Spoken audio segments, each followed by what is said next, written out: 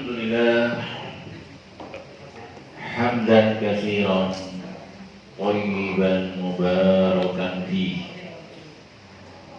kama yuhibbu rabbuna wa yardah. Asyhadu an la ilaha illallah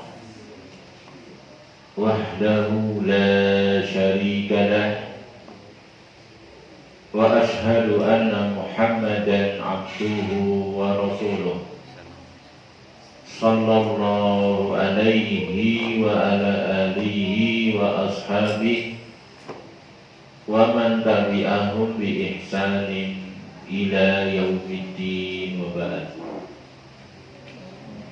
Surat Ibrahim ayat 22, Allah Subhanahu wa ta'ala berfirman, wa qala syaitanu lamma qudiyal amr. Maka syaitan berkata tak kala qudiyal amr, telah diputuskan perkara makhluk. Ya, ahli surga sudah masuk surga, ahli neraka sudah masuk neraka.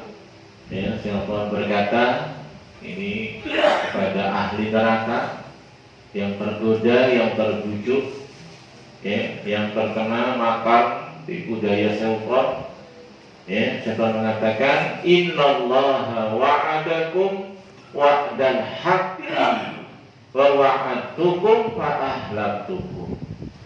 Sungguhnya Allah telah menjanjikan bagi kalian janji yang hak, janji yang benar, yang Allah gak pernah melisihi janjinya. Dan aku pun, ya, syaitan tadi, wa wa'adtukum, aku juga memberikan janji-janji kepada kalian. Tapi kalau aku fa ahlaktukum, aku tidak menepati janjiku. Ya, sebagaimana kita mungkin saksikan sendiri, kita lihat sendiri, kita rasakan sendiri, ya, syaitan ya, buat janji-janji kepada pengikut-pengikutnya demikian, tapi ternyata apa? Syaitan menyelisihi janjinya, janji-janji palsu, ya, janji-janji yang dusta. Ya, adapun Allah janjinya hak, ya, dan Allah akan menepati janjinya. Wa ma kana liya 'alaikum min sultan illa an da'autukum fastajabtum li. Sungguhnya aku sedikit pun tidak punya kuasa atas kalian, ya, illa an da'autukum, kecuali hanyalah ngajak-ngajak. Saya tidak punya kuasa atas Bani Adam ini. Bisanya cuma ngajak-ngajak, membujuk, merayu. Fastajabtum li, tapi kamu mengijabahi ajakanku. Tapi kamu mau. Dia tidak punya kuasa atas kita ini. Bisanya cuma ngajak-ngajak, membujuk, merayu, menggoda, nipu, tadi kasih janji-janji. Tapi kitanya mau. Fastajabtum li, fala talumuni walumu anfusakum. Karena itu jangan celah diriku, celah dirimu sendiri. Subhanallah, manas betul ini. Nah, di neraka ini tertipu, tergoda. Sudah susah dulu ketika di dunianya, terkungkung dalam kesyirikannya, terbelenggu, ya, dengan janji-janji palsu, harapan-harapan palsu. Susah di kiamat, yang diharap-harapkan pertolongannya berlepas diri, bahkan mengingkari. Ini iblis ini dibalik ini yang berada di balik semua bentuk kesyirikan di dunia ini. Itu dengan makarnya iblis. Cuma masing-masing kaum itu digoda beda-beda. Yang disembah selain Allahnya beda-beda. Ya, iblis ini tertik pandai, digoda masing-masing kaum sesuai dengan kondisi dan keadaannya masing-masing. Ada yang mensekutukan Allah dengan matahari, ada yang dengan bulan, ada yang dengan bintang-bintang, ada yang dengan nabi, ada dengan orang soleh, ada dengan batu, dengan pohon. beraneka ragam, tapi itu semuanya ya adalah bujuk rayu dari iblis. Alam ahad ilaikum ya bani Adam alla ta'budu syaiton. Surat Yasin. Apa kan? Saya apa dari Yasinan. Alam ahad ilaikum ya bani Adam alla ta'budu syaiton. Bukankah sudah aku ambil perjanjian? Bukankah sudah aku ambil perjanjian atas kalian, wahai anak keturunan Adam, alla ta'budu syaitan. Jangan beribadah kepada syaitan. Wa ani'buduni, sembah aku. Hada siratum mustaqim. Ini jalan yang lurus. Ya, jadi di balik semua kesyirikan di situ ada peran dari iblis, peran dari syaitan yang dia di hari kiamat nih berlepas diri, mengingkari. Ya, aku janjikan kepada kalian janji palsu. Aku selisihi kalau Allah janjinya hak. Aku nggak punya kuasa atas kalian. Aku cuma ngajak-ngajak. Aku cuma menyeru, ya, membujuk, merayu. Fastajabtum li. Kamunya mau, kamunya mengijabahi seruanku. Makanya jangan celah saya, celah dirimu sendiri. Allah Akbar. Ya, fala talumuni walumu anfusakum ma ana bimusrihikum wa ma antum bimusrihi. Aku gak bisa nolong kalian, kalian juga gak bisa nolong saya. Kita bersekutu dalam adab, dalam siksa. Ya, apa kata Iblis berikutnya? Ini kafartu bima asraftumuni min qabl. Aku mengingkari, ya, bima asraftumuni, menyekutukannya kalian diriku terhadap Allah. Betul, nyembah Allah juga nyembah selain Allah. Yang itu sebenarnya tadi budaya dari iblis. Di sini lihat, ini kafartu, aku mengingkari. Jadi yang disembah selain Allah itu mengingkari. Bukan cuma malaikat, tadi saya jelaskan, bukan punya nabi. Mereka semua mengingkari, sampai iblis juga mengingkari. Ini kafartu bima asraftumuni min qabl. Sirik kalian dulu ketika masih di dunia, aku ingkari. Innal zalimina lahum adzabun alim. Sungguh orang-orang yang zalim, yaitu orang-orang yang musyrik. Zalim, ya, orang-orang yang musyrik, orang musyrik dibilang zalim karena zalim itu adalah meletakkan sesuatu tidak pada tempatnya. Itu zalim. Memberikan yang tidak berhak, sesuatu yang bukan haknya, itu namanya zalim. Zalim banyak bentuknya. Yang paling besarnya kesyirikan. Dinamakan zalim, inna syirka la dzulmun adzim, karena dia telah meletakkan ibadah yang harusnya untuk Allah, untuk selain Allah. Hak ibadah hanya haknya Allah, dia berikan untuk selain Allah. Ini dia sebesar-besar kezaliman. Innal zalimina lahum adzabun alim. Sungguhnya orang-orang yang zalim itu bagi mereka azab yang sangat-sangat pedih. Ini yang pertama, masalah muslimin, dari hakikat merdeka yang harus kita raih. Tidak bisa tidak, fardu ain harus kita raih. Ya, merdeka apa? Dari kesyirikan. Belenggu, bergantung, ya, berdoa, bermunajat, berharap kepada selain Allah yang tidak bisa mengijabahi sampai kiamat sekalipun. Bahkan mereka sendiri tidak ngerti kalau diminta-minta.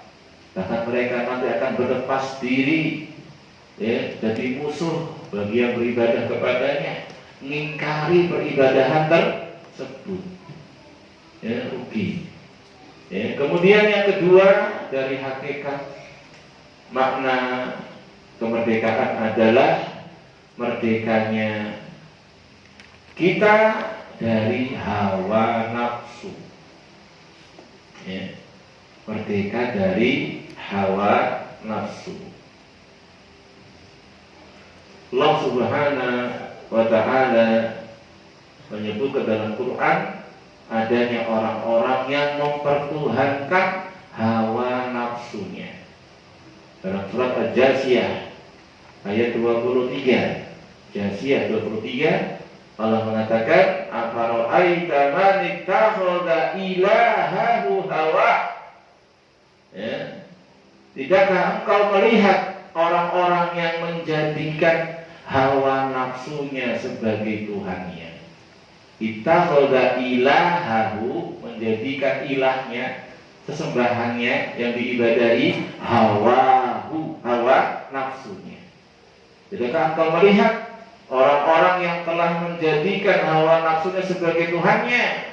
Wa adallahu Allahu ala ilmin, maka Allah membiarkannya dalam kesesatan. Allah tidak beri petunjuk kepadanya ala ilmin, di atas ilmu Allah. Bukan Allah mendolimi mereka, bukan. Sudah datang kepada mereka para rasul, sudah datang pemberi peringatan, sudah sampai ilmu, tapi mereka tidak mau mengikuti ilmunya. Mengikuti hawa nafsu itu adalah mengikuti apa saja yang menyelisih syariat.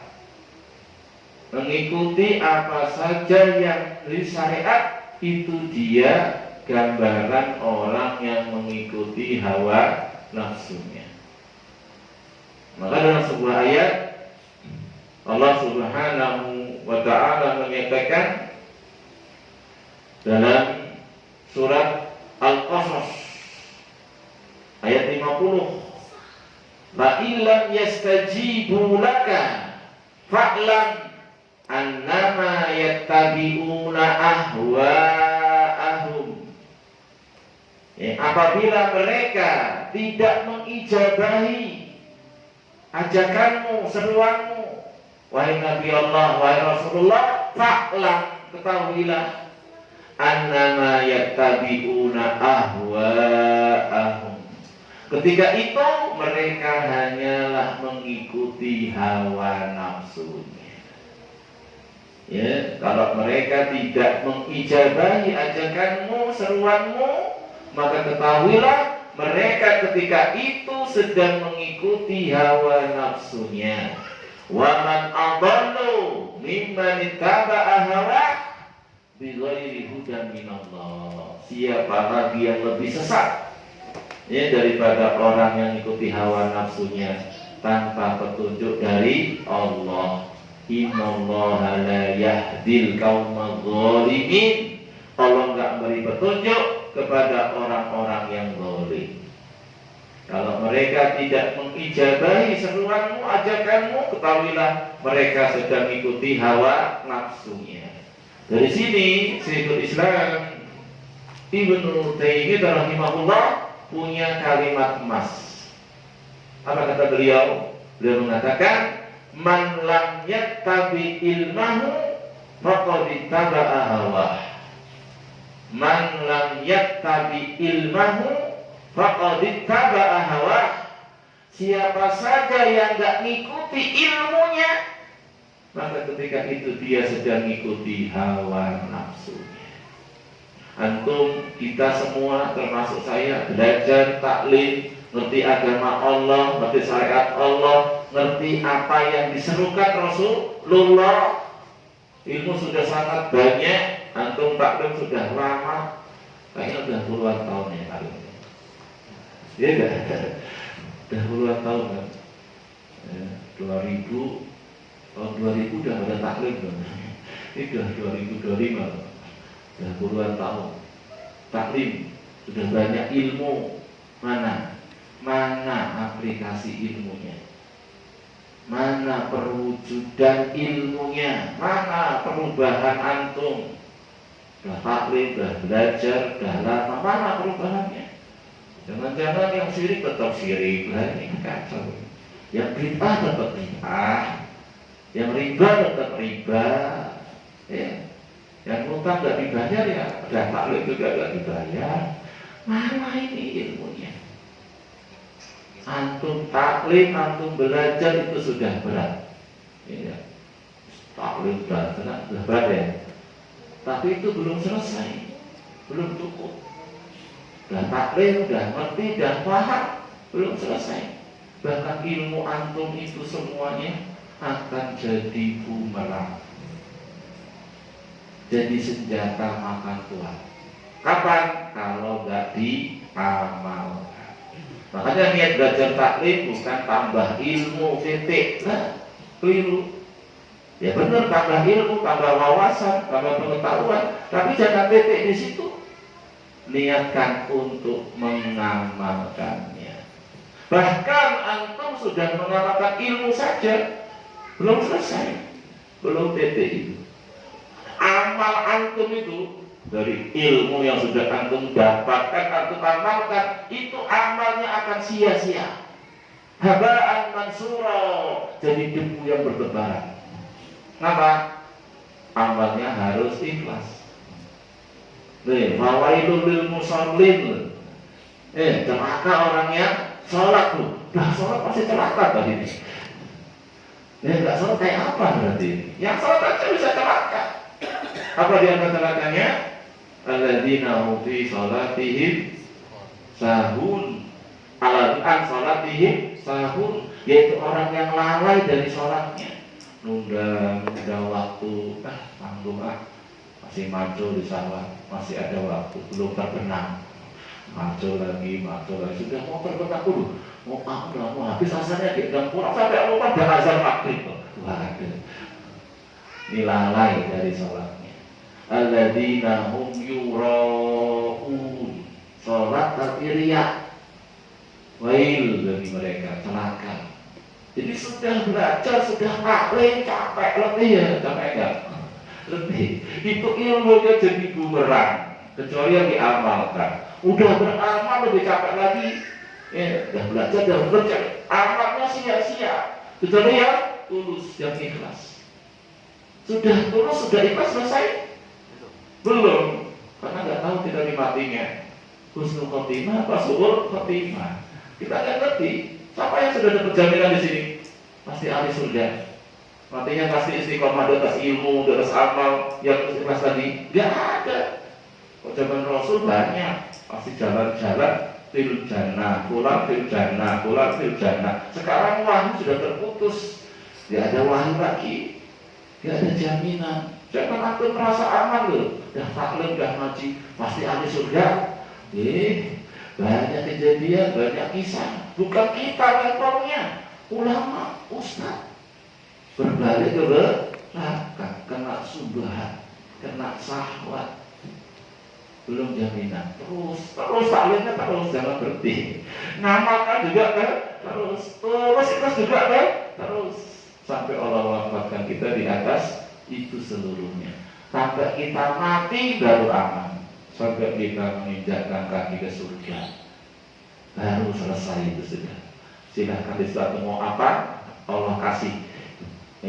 Fiha ma tastahihil anfusu wa taladul a'yun. Di surga itu ada segala apa yang disenangi hawa nafsumu. Sekarang halal, mau apa? Dikasih sama Allah. Ayo menghayal, pengen apa? Minta. Kita menghayal, minta yang paling pol dari kesenangan, Allah kasih, lipat gandakan lagi. Wah, tak terbayang. Di situ antum baru istirahat, baru selesai. Kalau sudah mati, baru istirahat, baru selesai. Sekarang capek-capek dulu meraih kemerdekaan ini, kemerdekaan dari syirik. Awas jangan sampai dijajah akidahnya. Kita dijajah Jepang, Portugis, Belanda ratusan tahun, yang rusak cuma fisik. Fisik kok capek, letih, kerja rodi, romu saya, kata mbah saya itu, yang Jumatan itu bukan Jumatan, udah ada truk di zaman Jepang dia ngalami mbah saya itu. Dan ini gak lagi, dulu sempat cerita sama kita, zaman Jepang. Selesai Jumatan, suruh masuk truk semua, dibawa ke hutan. Suruh babat alas, jadikan kebun ini, susah tuh dijajah ya. Tapi cuma fisiknya, diambil kekayaannya. Tapi datang itu yang nyeru sirik, nyeru kita itu, ya, dijajah lagi nih. Ini pun jajahannya lebih parah, gak pakai ratusan tahun ya sudah jadi ahli bid'ah, ahli syirik. Dijajah siapa ini? Satu tahu sendirilah orang-orangnya ini. Ya, sudah merdeka bangsanya, negerinya dari Belanda, dari Jepang, Portugis, cuma masih terjajah akidahnya. Di negeri kita ini masih subur kesyirikan itu. Macam-macam bentuknya. Merdeka baru fisiknya, zahirnya, tapi batinnya masih banyak terbelenggu. Apalagi kalau ngomong hawa nafsu ini, wah udah. Yang penting saya marah, yang penting saya puas, yang penting saya di atas, yang penting saya menang, yang penting saya dapat. Gak urusan haram halal. Ini pengikut hawa nafsu. Yang penting marah, yang penting puas, yang penting menang, yang penting di atas, yang penting dapat. Nih ciri-ciri pengekor hawa nafsu. Makanya tadi dikatakan, kalau mereka tidak mengijabahi ajakan wahai Muhammad, ketahuilah mereka hanya mengikuti hawa nafsu mereka. Kemudian yang terakhir, dari kemerdekaan yang sesungguhnya adalah merdeka terbebas dari dunia, fitnah dunia, terbebas dari fitnah dunia. Dunia, ikhwani rahimani wa rahimakumullah, ini banyak yang terperdaya, banyak yang terbelenggu, salah niat. Ini kan ikhlas lagi nih bahasanya, ikhlas. Salah niat karena apa? Tendensi dunia. Terus jauh-jauh hadis innamal a'malu binniyat. Innamal a'malu binniyat wa innamal likulli imri'in ma nawa. Hanyalah amal-amal itu tergantung niatnya, dan seorang akan mendapatkan sesuai dengan apa yang dia niatkan. Rasul beri contoh niat yang salah. Maksudnya tulus niat, ikhlas. Tidaklah dia beramal ibadah kecuali hanya mengharap balasan dari Allah. Itu orang yang ikhlas. Cukuplah Allah sebagai saksi.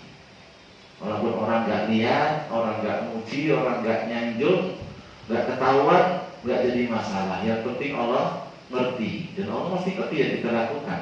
Cukup Allah sebagai saksi, cukup balasan dari Allah. Itu ikhlas, tulus ikhlas. Kalau kisahkan dalam Al-Quran tentang al-abrar, innal abrar lafi na'im, itu disebutkan sifat mereka, wa yut'imuna ta'ama ala hubbihi miskina wa yatima wa asira. Mereka itu orang yang abrar, ahli surga itu orang-orang yang baik, memberi makan ala hubbihi karena cintanya kepada orang miskin, anak yatim, dan tawanan-tawanan perang. Sebutkan amal soleh, memberi makan.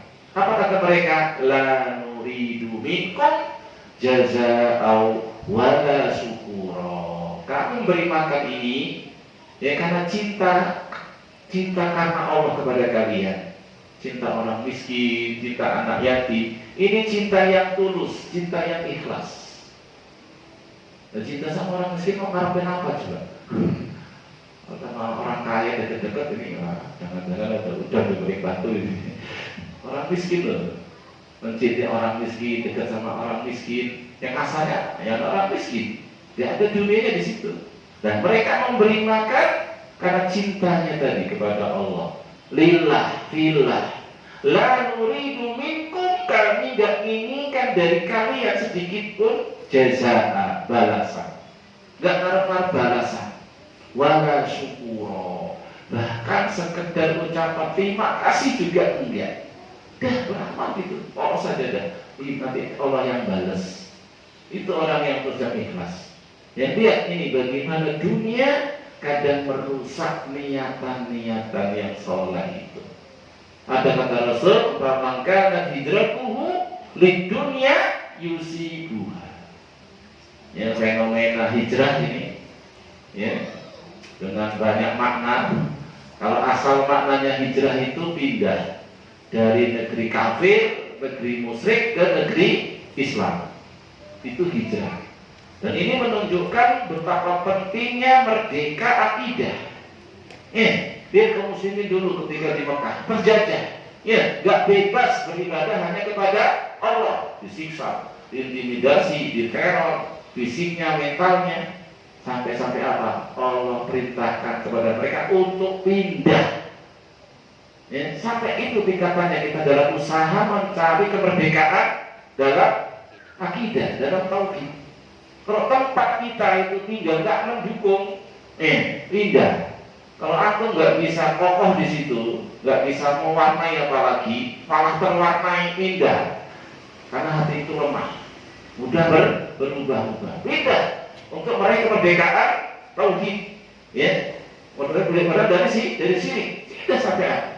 Ya, dari sini Allah Subhanahu wa Ta'ala ya menjelaskan bagaimana orang yang memberi makan, ya, la nuridu minkum jazaan wala syukura. Ucapan terima kasih itu enggak, tulus ikhlas.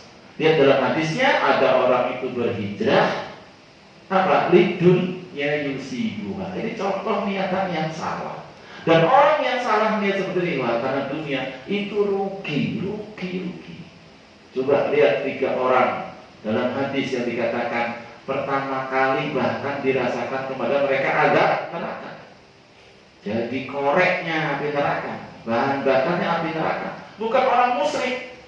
Ya, maksudnya orang-orang yang beramal soleh tapi tersusupi dengan kesyirikan. Yang pertama siapa? Orang yang berjihad sampai mati di medan jihad. Yang kedua orang yang berinfak, bersedekah. Semua jalan-jalan di situ belanjakan harta, dia punya harta dibelanjakan di jalan-jalan Allah. Yang terakhir seorang yang belajar ilmu syar'i, ya, belajar Quran, belajar hadis, bahkan mengajarkannya. Ketika hari kiamat ditanya mereka tentang amal-amalnya. Lisannya mengatakan apa? Lillah, karenamu ya Allah. Tapi Allah ngerti hati-hati kita. Apa kata Allah? Kadzabta, kamu bohong. Ini apa enggak ngeri gitu? Kita nggak boleh masalah ini. Ikhlas itu ya gampang ngomongnya, prakteknya sulit. Karena jiwa-jiwa kita itu terikat dengan dunia, ada kecenderungan dengan dunia. Zuyyina linnas hubbus syahawat minan nisa wal banin wal qanatiril muqantarati minadh dhahabi wal fiddah wal khaylil musawwamati wal an'ami wal haris dzalika mataul hayatid dunya. Dibuat indah pada pandangan manusia kesenangan, kecenderungan kepada kesenangan kehidupan dunia. Apa itu bentuknya? Minan nisa, perempuan. Siapa yang enggak senang perempuan? Semua kita ada kecenderungan kepada perempuan. Dan bukan cuma laki-laki ya, perempuan juga senang sama laki-laki loh. Bukan cuma laki-laki yang terfitnah, ada juga perempuan terfitnah dengan laki-laki. Ya, cukuplah cerita Nabi Yusuf kan dari saksi itu. Gak cuma apa, laki-laki terfitnah. Jadi ini penghalang kata-kata. Bahkan dalam hadis tadi sebutkan kan perempuan ya setelah dunia kan.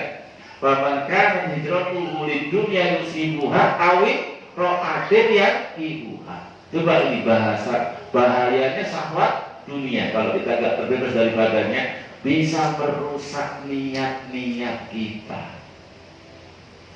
Ya, minat nisa wal bani, anak-anak, ya, wal qanatiril muqantarati minadh dhahabi wal fiddah, emas, perak, dinar, dirham, kalau sekarang rupiah, dolar.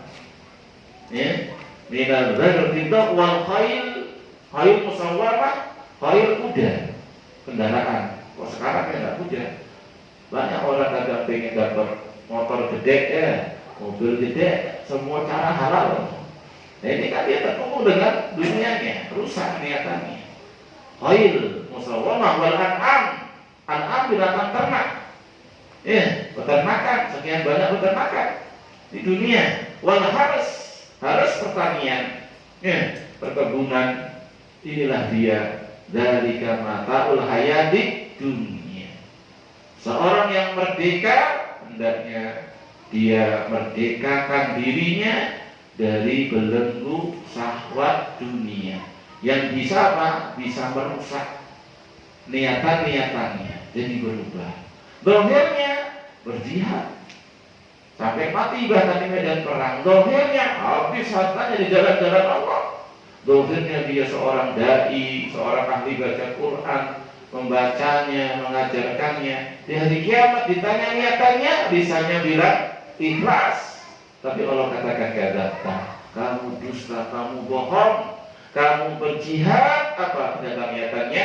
Liyuqal jariun, agar dikatakan pemberani. Faqat yuqal, dan kamu sudah dapat itu gelar pemberani. Ya sudah, innamal a'malu binniyat, karena itu niatannya sudah dia dapat, selesai berarti urusannya. Ya, dia berjihad belum sampai mati. Cuman apa pengennya? Digelari pemberani, sudah digelari pemberani. Sudah tidak ada apa-apa lagi. Sampai yang kedua yang berinfak dengan hartanya yang banyak.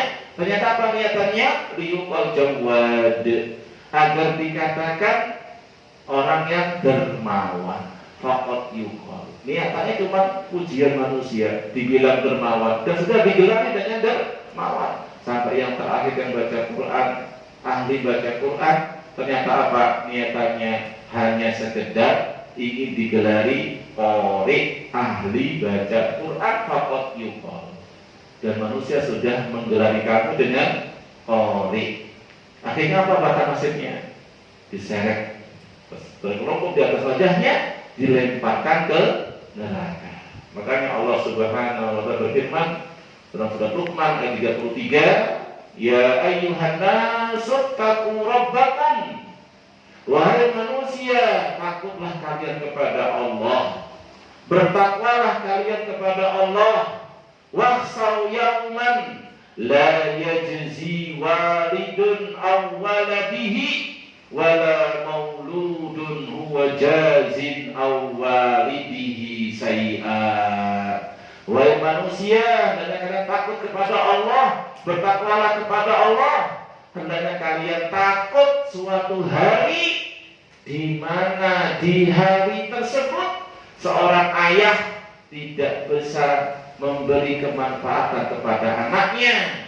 Demikian pula seorang anak tidak bisa memberi kemanfaatan kepada ayahnya, gak bisa melindungi, gak mencukupi, padahal itu ayahnya sendiri, padahal itu anaknya sendiri. Bahkan Rasulullah pernah dalam dakwahnya ketika dia kumpulkan sanak kerabatnya, bahkan anak-anaknya dipanggil satu-satu paman-pamannya itu, bibi-bibinya, sampai Fatimah sendiri dipanggil, wahai Fatimah, anaknya Muhammad.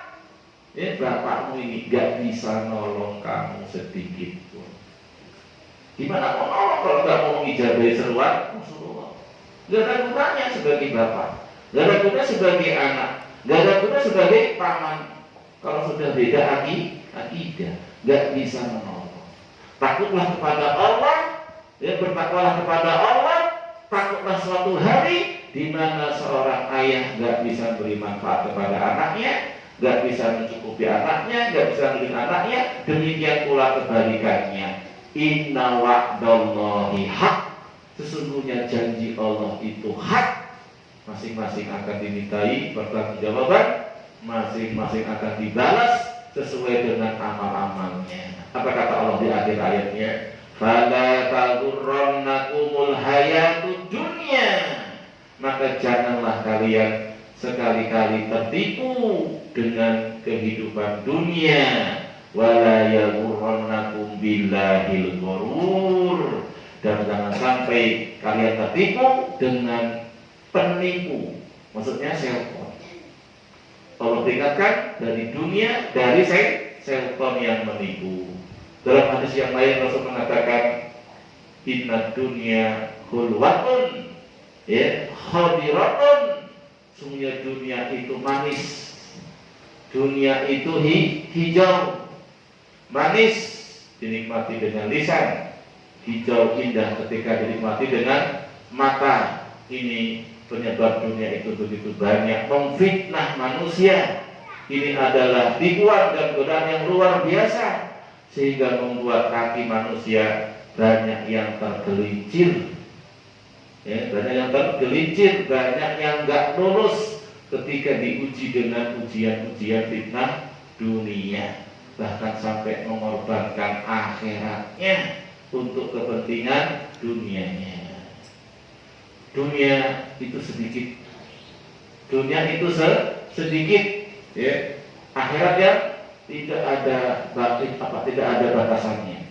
Maka Allah mengatakan kul mata'ud dunya qalil, ketahuilah bahwasanya kesenangan dunia itu cuma sebentar. Wallahi mad dunya fil akhirah.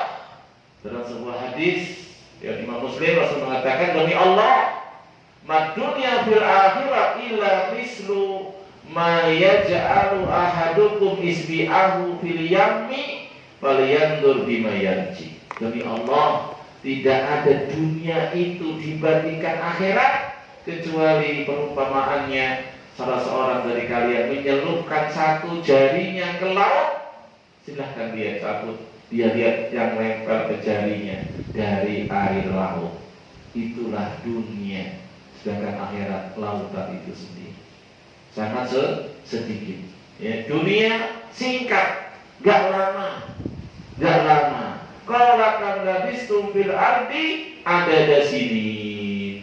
Di hari kiamat Allah mengisahkan percakapan manusia yang berkata sebagian mereka kepada sebagian yang lain, berapa lama kamu tinggal di dunia? Kata mereka, kita tinggal di dunia ya beberapa tahun, ada di sini.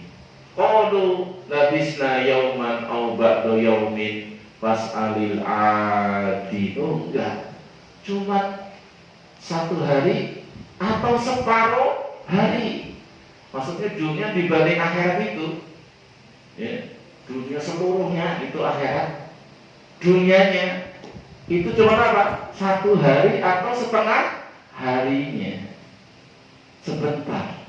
Ya, antum belajar taklim, ngamalkan ilmu tadi dengan tulus, dengan ikhlas, capek, letih, sebentar. Sabar. Ya. Yang sebentar ini malah yang menentukan. Menentukan apa? Di alam barzah. Di alam barzah aja ikhlas sudah lama gitu. Coba Mbah, kita udah berapa tahun di alam barzah? Rasulullah itu udah berapa tahun? Hijriahnya udah berapa? 1427 ya? 1447. Lu bayangin loh, 1447 sejak hijrahnya Rasul, kan hijrah itu. Berarti sebelum kiamat ini, belum kiamat. Itu sahabat sudah di kuburan berapa lama itu? 14 abad. Itu dia berapa tahun Rasul itu? 63. Nah kita ini udah berapa tahun? Yang untuk taatnya berapa? Atau kenal sunnahnya kapan? Jangan-jangan masih banyak yang dulu ketika masih gak karuan itu. Sedikit sebentar, sabar dalam ketaatan. Capek-capek dulu, letih-letih dulu. Nanti kalau sudah mati, sudah selesai. Atau nanti pulang kecelakaan mati, selesai sudah. Selesai itu sudah dunia. Gitu, tinggal nikmati hasil, tidak lama. Sebentar, sabar. Dan jangan tertipu, jangan sampai gagal di dunia ini.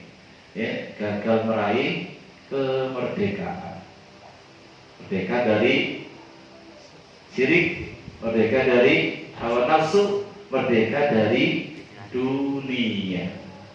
Ya, wa inna yauman inda rabbika ka'alfi sanatin mimma ta'uddu. Satu hari di akhirat seperti 1000 tahun kamu hitung di dunia. Ada 1000 tahun orang hidup? Ada. Berarti ya tadi loh, asiyatan au duha.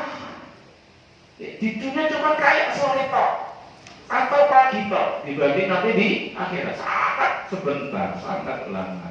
Makanya pahami dunia ini hanya ujian, jangan sampai kita menjual akhirat kita untuk dunia. Hati-hati dengan syahwat dunia, bisa merubah niat-niat kita. Ikhwani rahimani wa rahimakumullah wa a'azzani Allah wa iyyakum jami'an. Sebenarnya materi ini pengennya cuma mukadimah aja gitu. Nanti kita lanjut lagi pembahasan kita. Cuma waktunya ternyata sudah habis untuk pembahasan kemerdekaan menurut orang muslim, orang yang beriman. Apa itu merdeka yang hakiki? Dan ini akan berulang dan berulang. Maksudnya peringatan 17 itu akan berulang lagi dan berulang lagi. Dan antum alhamdulillah sudah Allah beri taufik, Allah beri hidayah, paham apa hakikat sesungguhnya dari kemerdekaan. Jangan cuma merdeka bangsanya, negaranya, diri kita, fisik kita dari penjajahan bangsa lain. Ya, ini ya kita syukuri juga ya. Bersyukur, cuma syukurnya yang benar, jangan dengan dosa dan maksiat. Ya, syukur itu sandarkan kepada Allah, hikmah tersebut, puji Allah, sanjung Allah, kemudian diisi dengan hal-hal cintai oleh Allah. Itu bersyukur. Ya, silakan, mungkin lomba-lomba silakan, cuma ada batasannya, jangan sampai melanggar. Nanti bukannya syukur malah kufur, akhirnya dicabut juga, udah akidahnya terjajah, dijajah lagi juga kita fisikkan, malah 2 kali susah kita. Ya, maka pahami dan mohon kepada Allah. Mohon kepada Allah taufiknya, hidayahnya untuk kita bisa benar-benar bebas, merdeka dengan makna yang sesungguhnya. Wallahu a'lam bishawab. Itu yang bisa disampaikan. Ya, semoga ini bermanfaat. Ya, lebih kurangnya saya mohon maaf. Subhanakallahumma wa bihamdika asyhadu an la ilaha illa anta astaghfiruka wa atubu ilaik. Wa akhiru da'wana anil hamdulillahi rabbil alamin. Wassalamualaikum warahmatullahi wabarakatuh.